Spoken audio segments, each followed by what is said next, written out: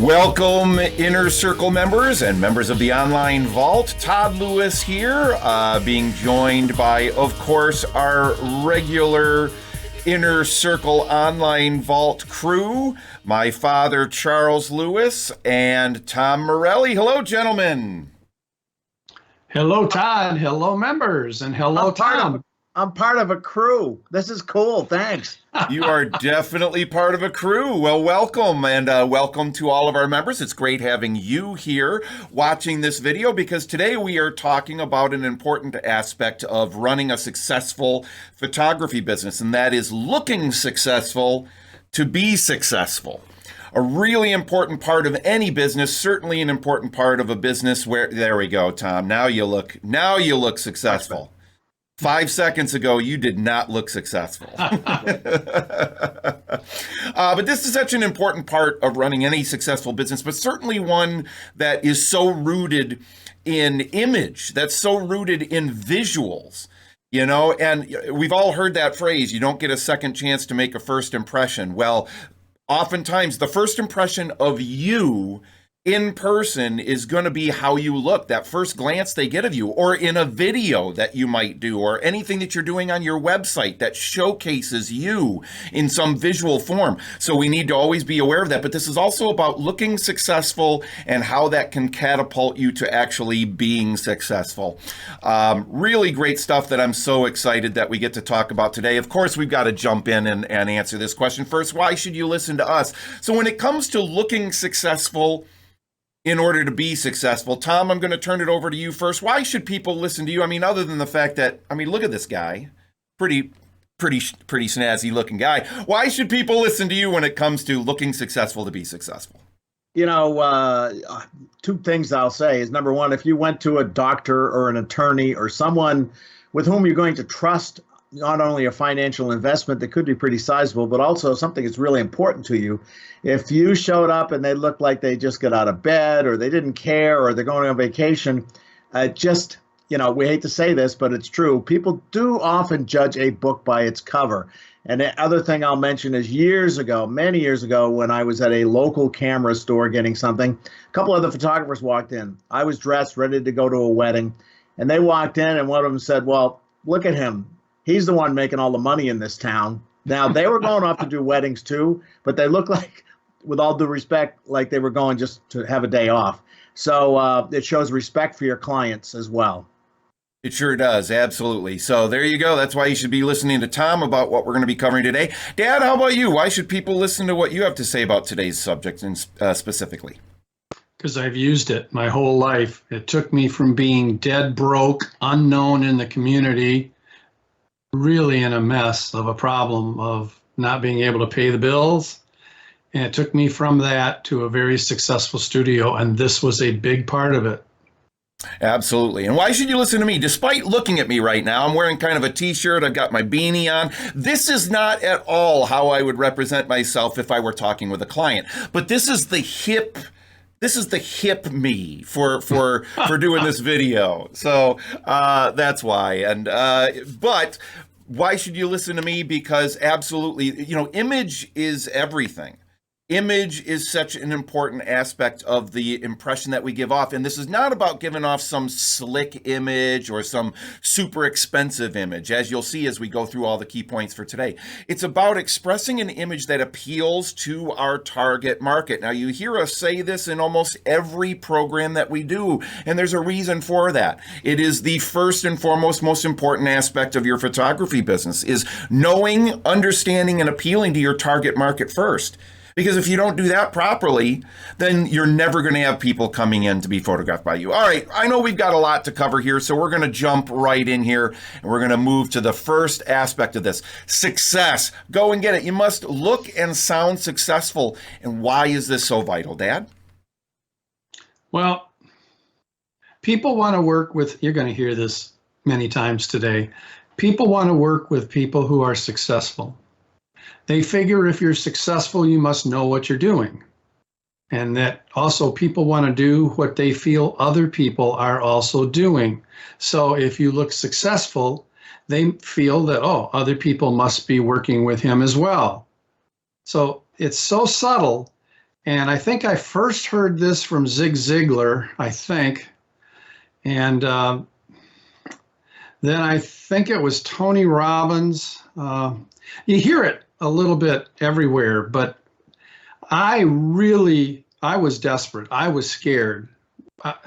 Todd doesn't remember this. He was too young, but I was really worried. And so I was willing to try just about anything. So I just adopted this and used it in everything that I do.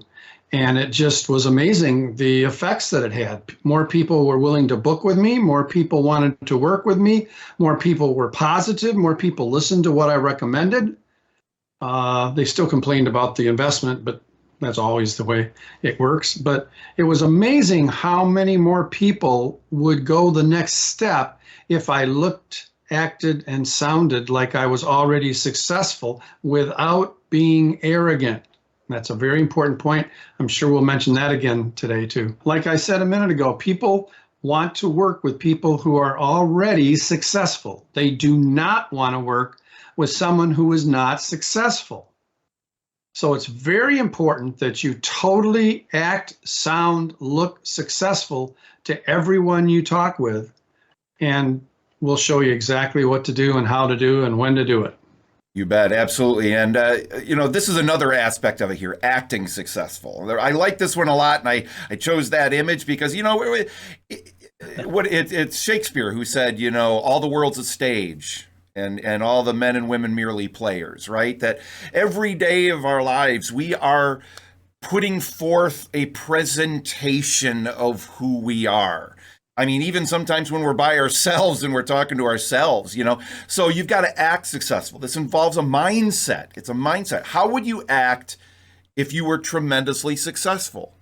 How would you act? How would you be? How would you look? What would the expression be on your face? Would it be this if you were truly successful? Or would it, here, let me get in here close. Would it be really that, or would it be what?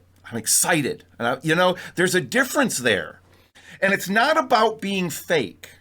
Okay? This is important because there's a fine line here. There's a very fine line here when we say act successful to be successful, look successful to be successful. People will say, well, aren't you just BSing people then? Aren't you just, trying to be something that you're not, and that's not the case at all. That's not what we're doing at all. What this is about is it's about pulling out of you the parts of you that do feel confident, the parts of you that do represent the success that you want to have and the success that you already have. So, for example, for photographers, a great example of this is if you're not feeling particularly successful in a given moment, then just pull out of yourself. Remember why you became a photographer in the first place, what it was you loved about it.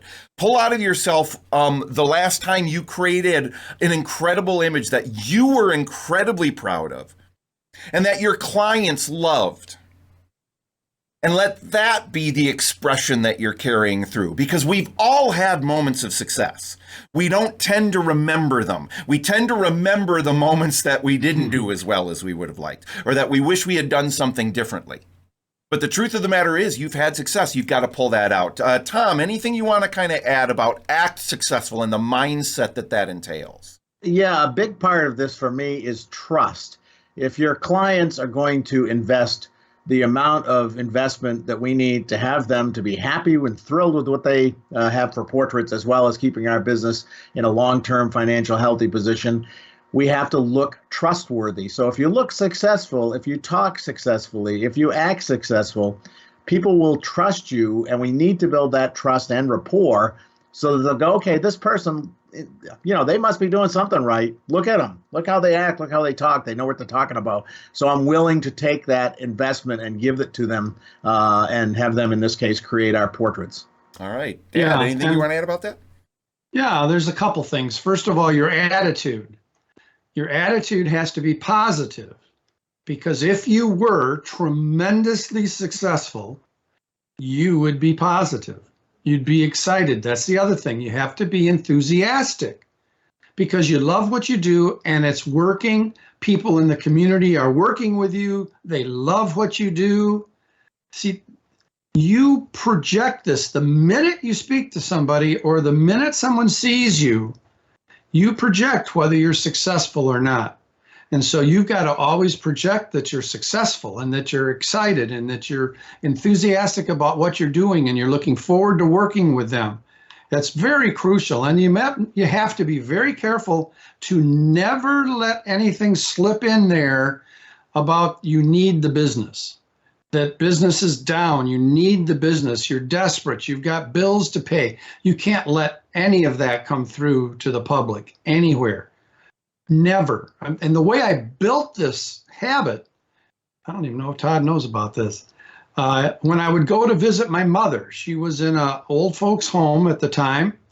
And when we would go to see her, she would always ask, how are you doing? How's business doing? And before I learned this, I used to tell her the truth. We're not talking about lying. We're talking about being excited and enthusiastic and positive about what's about to happen. And so I'd say, oh man, we're really struggling. It's just terrible. I don't know how to find the clients. I don't, and then she would worry. And so when I finally figured this out, then I started, every time she'd ask me, I'd say, we're doing terrific. We're doing great. Thank you. We're so excited. Sure. I mean, I'm busy, but it sure beats being bored. This is the way you've got to speak. And you are in demand, that you're extremely busy. You are not desperate for the work. You want people to hire you because you're excited and you're positive and you know what you're doing and you're confident. So you've got to learn how to project that, the way you dress, the way you speak, and the way you act. Those are very important points here. Right. So again, look successful. You have to look successful before you can actually become successful. Because if you wait to be successful before you start looking successful, you're never going to be successful. So even if you're not as successful as you want to be yet, take advantage of the secrets that we're discussing here. You will become successful much more quickly than you would have if you didn't implement these things. Yeah. When Sherry and I opened our studio, we were dead broke. Okay, I mean, scary broke. And we couldn't afford to make the studio look really nice. So we did have some furniture in our home, but it wasn't great furniture, but it wasn't bad. So we took the furniture out of our house. Todd won't remember this because he was too little. We took the furniture out of our house and we put it in the studio. And Sherry's really good with decorating and making things look really nice. And so she took that furniture and those accessories and made the studio look really nice, even though at home we hardly had any furniture there. Why? Because we had to look like we were successful as we could be. Now, I'm not talking about going deep into debt, buying a new car, buying new expensive furniture. I'm not talking about that at all. We didn't. We took the furniture we had and we made it work. And she did a beautiful job with it as well. But that's what you've got to do. You've got to figure out a way every time anybody sees you or hears you or you speak to them, you've got to look, act, and sound like you're totally excited and happy without. But I remember Zig Ziglar when I first heard this, and he said something like, "Now I'm not telling you to lie. I am not telling you to lie." He said, "What I'm telling you to do is to tell the truth in the future." I'll never forget that because it was so interesting. I'm not telling you to lie to people. I'm just saying you're telling what's going to be the truth in the future. All right. Now. Yep. So how do you do that if you're short of money? All right. So that, again, we're not talking about breaking the bank. I mean, you've got to utilize as much of what money you have. If you're struggling for money, you've got to utilize as much of that as possible in the marketing of your business. That's really where the focus needs to be whenever possible when you're struggling. But remember, how you look and act and sound and appear, that is marketing as well. That is a big part of you selling yourself. That's a big part of your marketing. So you need to be sure that you are making yourself look the best you can without spending a lot of money. So Tom, what key points would you have for somebody for, kind of some inexpensive ways that they can make themselves look as successful as possible without breaking the bank? First, as far as dressing, I think I probably have a story similar to what I think Chuck might have told. I could be wrong. I had one suit when I first started, and it wasn't a great suit, but it looked good. It fit me. It was clean. It was properly hemmed at the length of the pants. And I probably paid $79 for this suit back in those days. And I wore it all the time. I had it dry cleaned or cleaned constantly because I wore it to every wedding, every day, different shirt, different tie. So people didn't know. They didn't see me every day. So don't go investing that. But also, I hit Goodwill and yard sales. I bought lamps for the studio. I bought seats for the studio. I bought props for the studio. Don't be ashamed to go yard sailing. It's kind of fun and good stuff. You can find some good stuff, especially at Goodwill. You're helping them out too. So don't break the bank doing these things because that's not what's going to count, make you successful. You just want to make it so that it looks really nice and clean and professional to your prospects and your clients. So we're talking both how you represent yourself and how you dress, but then also what you do in your studio space. All of this is the looking successful to be successful thing. Now, when it's going to come up here, we're going to show you some images of our studio spaces. And we don't want you to get overwhelmed, okay, because you don't have to start huge. Remember, the beauty of this is we want our studio space to look and feel like a home.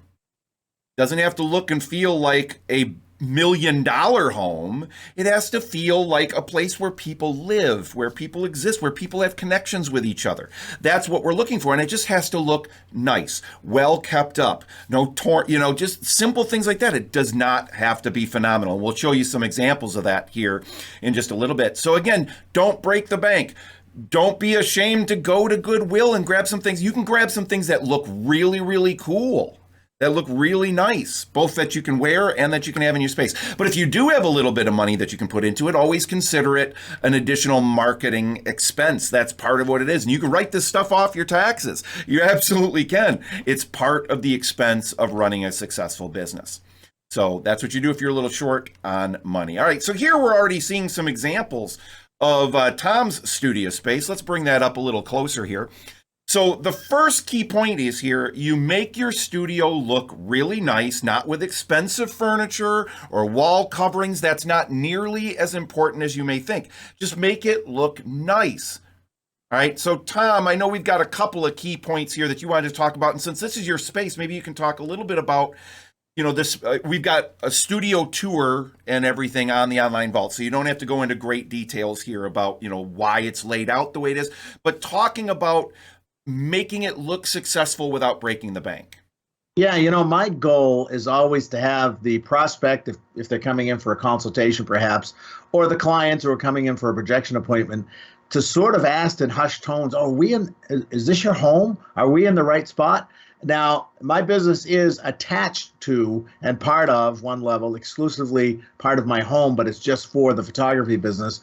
So I say, well, it is, but you're not in my personal space. It's fine. Come on in. You're like family, things like that. It actually leads to positive, nice conversations. But everything is always vacuumed, impeccably dusted and cleaned, nothing on the floor, all those things, so that when people come in, they're like guests in your home, and that relaxes them. It's not like they're in an art gallery, like, oh, he's going to try to sell me something. We just sit and chat, and they have coffee or tea or whatever. It's very relaxed atmosphere, and part of that is because the surroundings, they're not in an office setting. Not that you can't take an office setting and do this as well, but in a home, you just want to make it look like a part of your home, and it really works out well.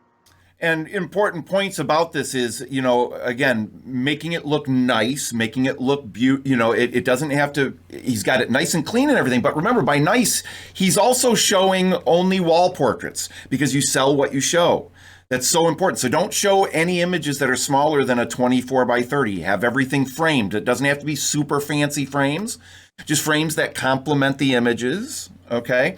And then remember, you sell what you show. So only show framed wall portraits in your studio space. But look at that. He's got nice furniture. It's not super expensive furniture, but very nice, very kept up, very clean. The walls are nice and simple and drawing attention to the images, the photographs themselves. There's not some fancy, really gaudy wallpaper or anything like that. The lighting in there is fairly simple. It looks like you don't have any fancy desk fixtures or anything. It looks like all of the light is is coming from those recessed ceiling lights. Yep, absolutely.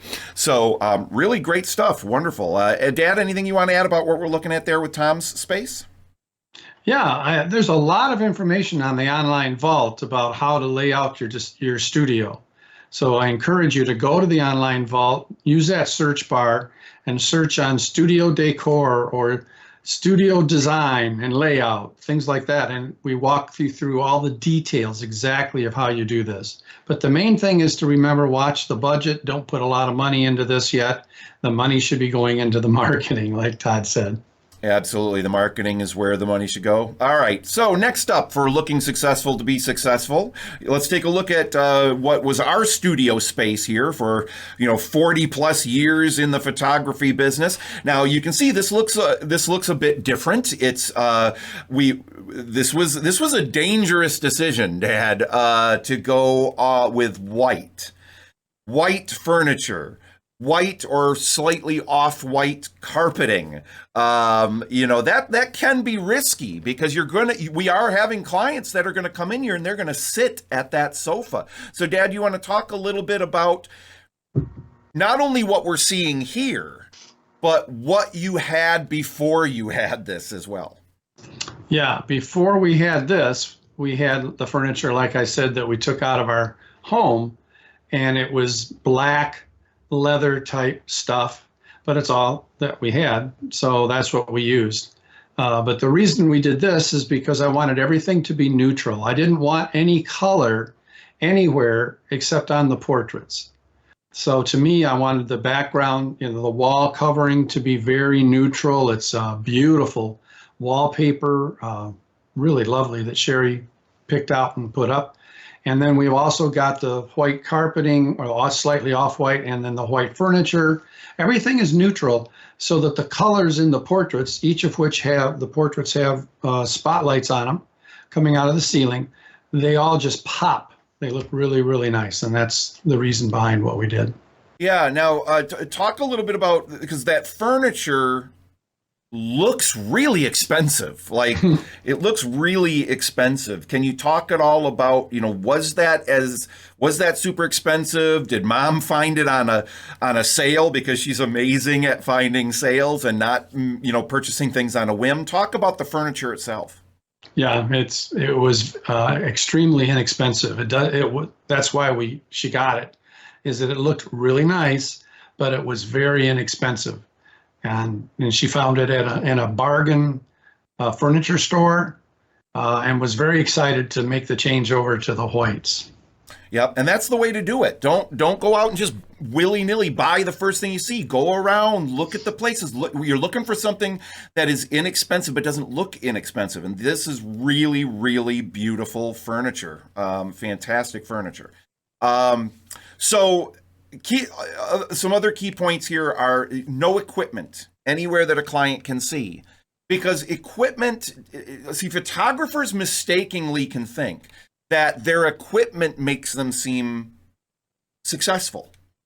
Oh, people will see my cool camera, and all my lenses and all the lights all stacked around and on the stands and everything. And they're going to think that's going to make me look successful. No one cares about that except for you. Nobody does. We think that the equipment is what makes the photographer, and it's not. It's all of this other stuff that's so much more important. So don't have equipment out there. It doesn't make you seem successful. It makes you seem like you're cluttered. It makes you seem like it's incongruent with the message that you're sending with the rest of your space. No photographs lying around anywhere. That doesn't make you seem successful. It makes you seem like you don't value, you're not attaching enough value to what it is that you do. I mean, if you've just got photographs on the floor stacked up on tables, then you're not giving it the what's the word I want? Not the value. What's the word? Respect. Thank you. Respect. The respect that it deserves. No photographs sitting on the floor, leaning up against the wall. Absolutely not. And no computer workstations. The only time that a client will see a computer in the space you're looking at right now is when they're coming in for the presentation of the images. That's the only time. And that it will be a small laptop on a little table off to where you can't see right now. So where you're seeing on the lower left corner of that image, back there is where we would be projecting, because we'd be projecting into that image that's over the sofa. We would replace that with a piece of stretched canvas in a frame that same size, 40 by 50. We'll be projecting into that. So our laptop is back up against the wall. The projector is right there. It's all, but everything else looks exactly the same. No computers, no workstations. It does not make you look successful. It makes you look like a techie, a tech person, and that's not necessarily what we're trying to keep them out of the left brain logic stuff, the tech stuff. It's not about how we're creating these images. It's about what these images are going to mean to you, and that's how everything is designed in our studios from the ground up. All right, next up here, you're seeing another part of our studio. Make your studio look like a home and not a gallery. This, we just moved the camera a little bit to the right from where you were looking before. This is looking right toward the front door, and notice that this does not look like a gallery. What are you seeing here? You're seeing one image on the wall. Dad, do you want to talk about why it's so important? Again, looking successful to be successful. Photographers would think, well, wouldn't it make me look successful if I'm showing a whole bunch of my images on the wall, respectfully? Why are we not doing that here? Because we want each image to occupy its own plane on the wall. You want one image in a space. So you can see here in this image that there's a grandfather clock on our right there, and down the wall a little ways there's a big tall artificial plant, so that gives that portrait its own space to occupy. You want one image per space of a very adequate size, because you sell what you show. We've said that before. Yeah, because it's not about showing as many images as you can to wow people. You just need to show them a few images that showcase what it is you specialize in. Now, Dad, people might be wondering, I'm just going to say this because I don't remember if we talked about this on the studio layout and design one. Just very, very quickly, because I know we're watching the time, and this is a little off subject. But do you change what images are on the walls based on what type of client is coming in? You know, if you know that they're coming in for a design consultation for a graduating senior portrait or a children's portrait, do you change the images? Mm-hmm. Yeah, you may think that this, but see, it's a low volume photography business. We want to do 100 or fewer sessions a year. And everything by appointment. So we know when each person is coming in and what type of client they're going to be, a family portrait, a children's portrait, whatever, wedding, whatever it is. So we simply take down one or two images that, let's say, of families, which is what usually is up there, and we can put up exactly what they're coming in to see. We do the same thing with our sample book, that we have only one book out at a time, and that book is put out that is for either children or families or weddings or couples, so that what they're looking at is exactly what they're interested in. Nice. Tom, anything you want to add? Because you have the same philosophy, right? That you want your space to look like a home and not a gallery. How do you approach that? Anything that you do differently? Not differently. Of course, I learned most of this from Charles Lewis, but indeed, we're wanting to, people invest in portraits for emotional reasons. So we want to keep that brain in that emotional hemisphere, which means that the techie things, the things that look like a business, MasterCard and Visa decals, cash registers, anything, even a stereo system that gives you sound in the studio, those all should be away and out of view of the client, coffee machines, things like that, because we want them to stay in that I'm at home, and therefore they stay in that hemisphere that is emotional, and that just, it all works together. This whole system works together, and a big part of that is what they first feel, see, experience. And don't forget one other element. How's your space smell? This is going to sound funny, but a lot of moms come in and they're very sensitive. My wife has got like a nose of a bloodhound.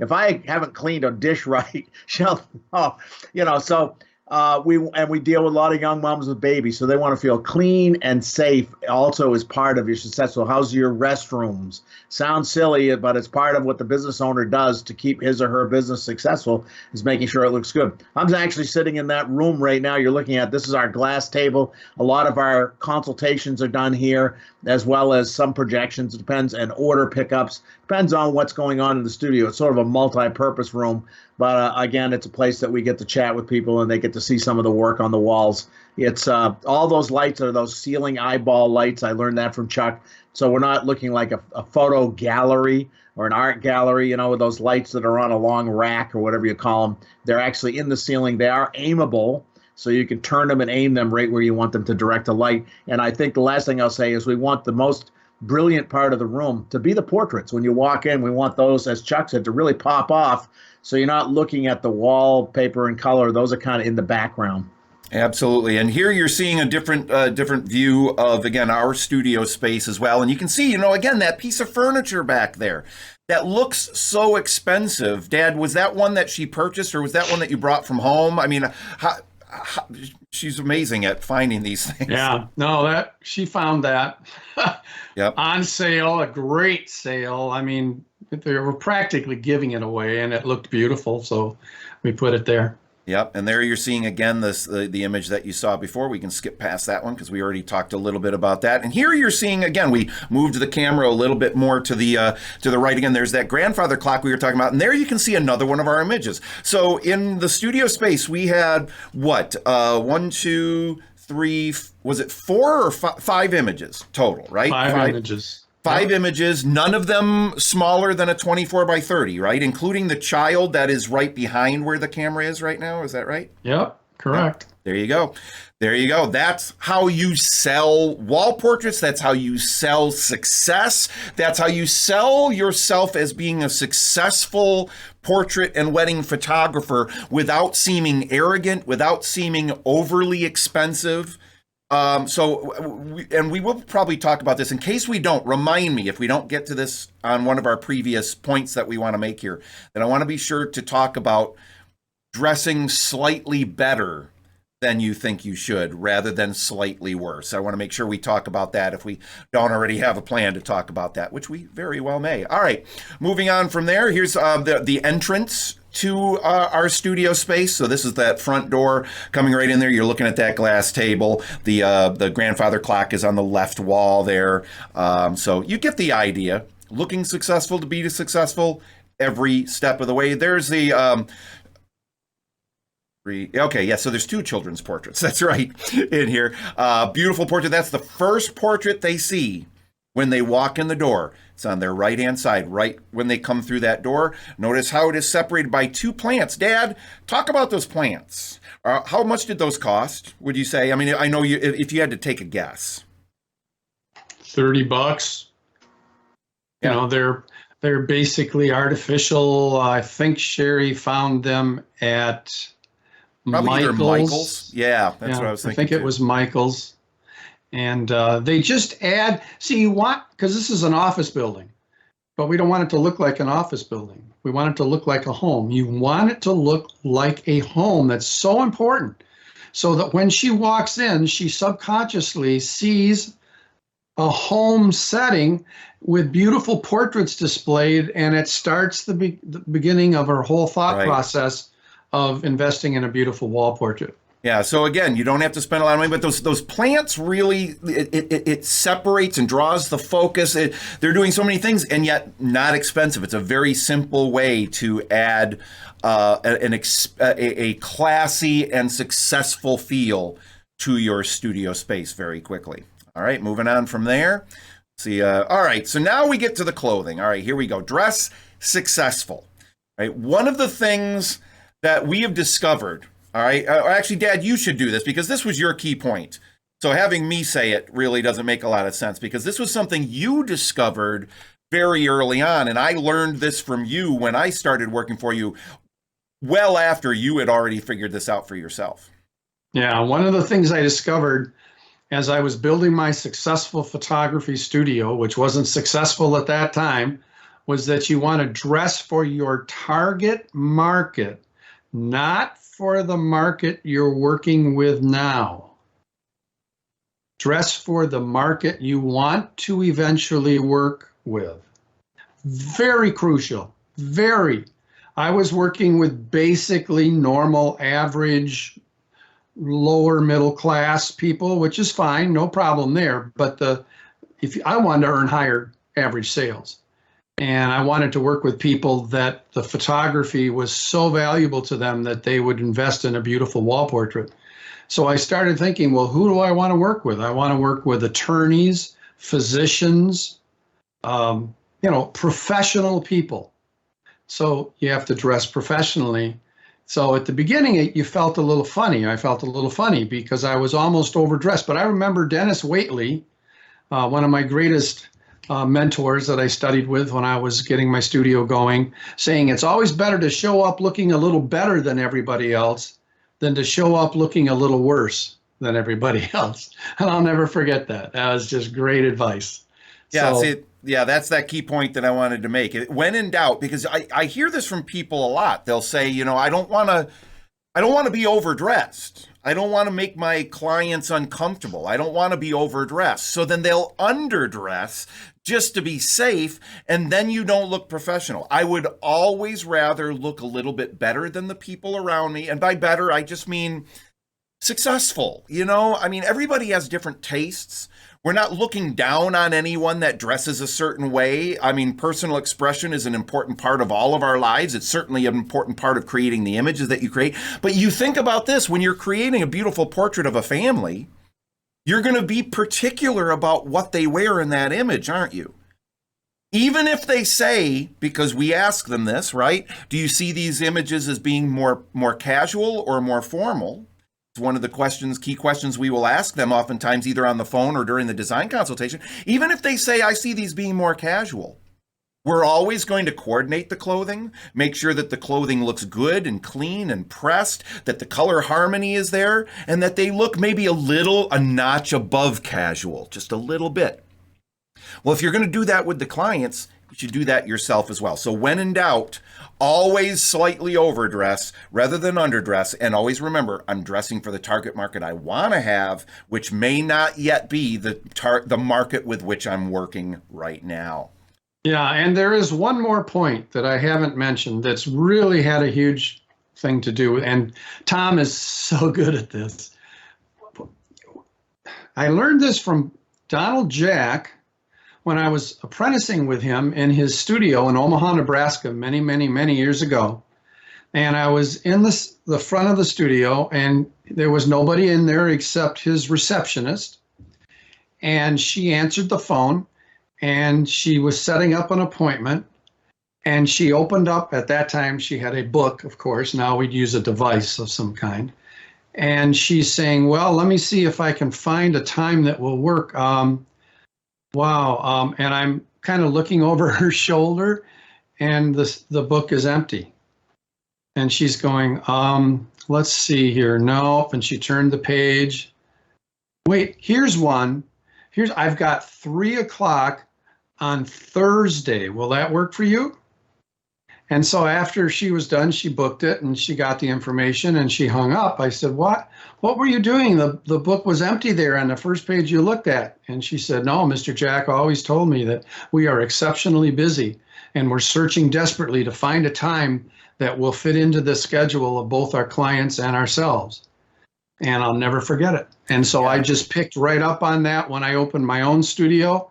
And that's what you've got to do. You've got to sound busy. You've got to sound in demand, that people want to work with you, are working with you, and you're got to do it. But I want to say something very clearly here. If you have any issue with that at all, and I can understand why, because it can feel a little bit like, I mean, it's in the example my dad's giving, right?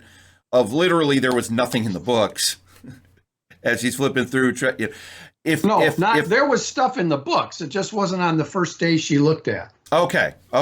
See, that's the key. If you feel badly about this approach at all, then do yourself a favor and just put other stuff in your book that you're doing throughout the day. You don't have to have a separate book for your clients, because remember this, you are always busy. If you're working to have a successful photography business, you are always busy. Always, Yep. whether you're working with a client right now or not, you are working on the marketing to get that phone ringing. You're working on role-playing your telephone skills to become better on the telephone. You're working on doing your Photoshop work, the enhancement work on the images that you're going to deliver to the client that you do have. You are always busy. And if you feel bad at all about that concept that we just gave you, then put everything else that you've got in your book as well. And that will remind you that you're busy. So when you're doing that, you legitimately are looking for a spot to work her in. Yeah, that's a very good point, because there's so much behind the scenes work that has to be done and that you want to do, especially the marketing part of it. Just if it really bothers you, then jot it down in the book, But, she never lied to the client. She never said, boy, today is completely booked. Tomorrow is completely booked. Wait a minute, here's what, she just implied how busy they are, because they were. Right. There was a lot of work that goes behind the scenes in a really nice portrait studio that does beautiful work. All right, so what I want to wrap up with before we get to our final thoughts here is I want to ask both of you gentlemen, so we didn't really get into the specifics of the clothing, how you dress when you're working with a client. We didn't really get into any of that, and I think people might have questions about that. I certainly would. So let's start with you, Tom. So when you're photographing a client, regardless of whether it's a family, a baby, children, or unless there's differences, do you dress differently for the type of client that you're working with? What's that process like? The basics that I start with are dress pants, khakis, maybe suit pants if it's a suit I'm wearing, appropriate footwear that goes with it, so it's not sneakers, it's not beat up shoes, the right socks that go with the pants, so you're not wearing light colored socks with dark pants. So that would be the same no matter the client. Yes, I lay on the ground, I climb sometimes on the floor to photograph the babies, but the studio's vacuum, so it doesn't really matter. And then I will wear a sports jacket sometimes. And I learned this from Chuck, actually. I think it's really good, where I'll be working with the people and I'll say, it's getting kind of warm. I'll say, do you mind if I take my jacket off? No, gosh, no, go for it. Because when you walk out the studio door for your first meeting with them, that's their first impression. But then later on, if it's appropriate with this proper, the people and so forth, you can tell, and it's okay to take it off. I don't always wear a tie now. I always wore a suit and tie to a wedding, always wore a tie. But in my studio where it's warmer for babies or outside where photographing families tends to be warm, usually it's the jacket, a nice dress shirt. Usually I like button down so that the wings don't fly up, but that's my personal preference. But just something really nice. I don't do a lot with short sleeves. I just like long sleeves, and if it's really warm, I'll roll it up a little bit, but that's not normally a problem. But neat and put together and coordinated really makes a big difference. So, Dad, anything you want to add? Anything that's different about what Tom just said on how you dress when you're working with a client as well? Yeah, I did things a little bit differently. Tom already mentioned this, is that the most crucial time is the first time you meet a client or prospect in person. So that's where you have to really look your very best, the most professional, everything coordinated perfectly, because that's where she makes her opinion, forms her opinion of you. So I would start, let's say I have two design consultation chats. I'll come out with my jacket on, my tie, my dress shirt, long sleeved. I agree completely with what Tom said. And then as we're sitting down at the table to chat a little bit, I might take the jacket off and just hang it on the back of one of the other chairs. And then if we start talking a little more, I might loosen my tie a little bit. Just letting things get a little bit more relaxed once we're starting to really get into the conversation.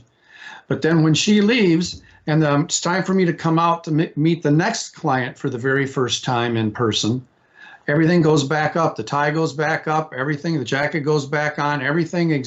That's the most crucial.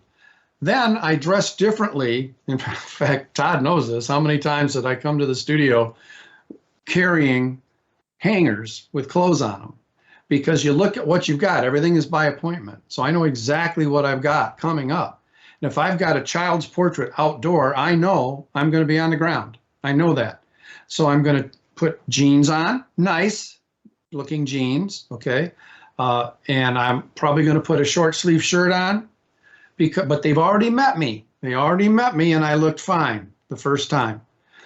But if it's a family portrait, then I'll probably go with slacks or khakis are my favorite, and maybe a long sleeve unless it's really hot. All But right. your belt always matches your shoes. Always, always, always. You never wear tennis shoes. Never. You do not have the right. If you want to earn a good living, then you go through what is necessary to earn a good living. And it is not wearing tennis shoes when you're supposed to be working. You say, but Chuck, I'm outside and we're in the woods. I don't care. You're not wearing tennis shoes. And your belt's going to match your shoes, period. All right. And I want to talk a little bit about what women should wear as well. Sorry to cut you off, Dad. I'm just watching the time. That's what I was going to talk about. Go for it, Dad. Yeah, go for it. Same thing with women. Okay, you're going to look very professional. Your hair is perfect. Your makeup is perfect. Your outfit is a professional outfit, slacks or a skirt or a dress, but it's nice. You look professional. Like the example Tom gave when we first started out about going into, for example, a doctor's office. How would you feel if the doctor came out in shorts and a Hawaiian shirt? You cannot do that. So you look very professional. You can be comfortable. You don't have to be, I have a thing about heels. I feel if you're working a lot and you're on your feet a lot, you can get away with not wearing heels, but that's up to you. But heels look very professional. And if you're doing everything inside in an air-conditioned studio, you have no excuse but to look very, very professional. All right. That brings us to our final thoughts for this program. First of all, take one small step right now based on what you discovered here today. What is some small step that you can make to start looking even more professional than you do now? Maybe go through your clothing that you already own and pick the very best stuff and say, these are going to be the things I'm going to wear when I'm with the next client.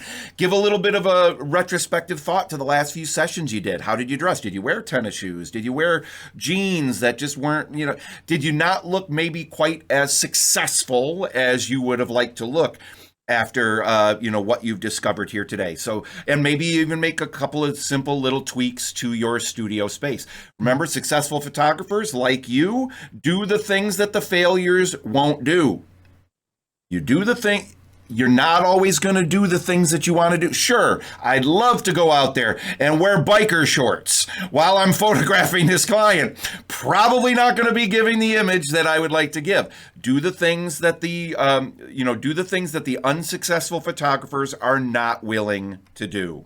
Think differently. That's what today was all about. Just pushing you to think a little bit differently. You might have watched this and went, good, I made a little checklist as you were going and I was able to check everything off. I'm doing this. Kudos. Fantastic. This is a great thing to use as a checklist. And then, of course, continue as you're doing now to take advice from people who are already where you want to be. That's why we're here. That's why we're creating these new videos every month, doing new programs every month for our Online Vault members. And last but not least, make sure you visit the Photographer's Online Vault regularly. Any challenge or problem you might be having in your life or your photography business, there's probably an answer to that challenge there on the Online Vault for you. You just got to go there and you got to look for it. And remember, if you have trouble finding anything on the Online Vault, there's a spot there where you can click and you can ask me. You'll send an email to me. I will find it for you on the Online Vault. If it exists, I know how to find it. Okay, if you have any trouble, but that search bar is incredibly powerful. All right, I'm going to turn it over to Tom here for any last minute words that you have on looking successful to be successful. Very quickly, gentlemen, because we ran a little bit over here. I'll give you about 30 seconds, Tom, and then Dad, you can take us home. Thank you, Mr. Todd. People always ask, what's my brand? Branding. Go look in a full-length mirror. Go look at your car if you open the doors and clients can see in them when you arrive at their home. Look at whatever studio space you have. That's your brand. You are your brand. So you can get all the fancy business cards you want and all the fancy logos and everything. You're the brand people are going to remember. And you only have that first time to make a first impression. I know you've heard that before, but it is so true. So remember those things. Keep it in mind. You're the brand. Make your brand look the best it can. Right on. And remember, you're enthusiastic. You love what you do. You're extraordinarily busy. It's hard to find appointments. If someone asks you, how's business? Just casually, you meet somebody as you're walking in town. How's business? Oh, business is fantastic. Man, we are so busy. I'm so glad COVID's gone, at least basically gone, because we are so busy now. It's just fantastic. I love it. I love what I do. You're always very positive, very successful sounding, and looking good. And you're going to just, you don't think of this stuff. When you're struggling, I wasn't thinking of this stuff. And the beauty is I was studying with people who were where I wanted to be, and that's where I learned this, and that's why I wanted to pass it on to you, because both Tom and I and Todd have worked very hard to always give this special brand, if you will, to any time we meet or talk with anyone. You can do this, and you can become extraordinarily successful. We'll talk to you again next time. Take care, everyone. Bye-bye.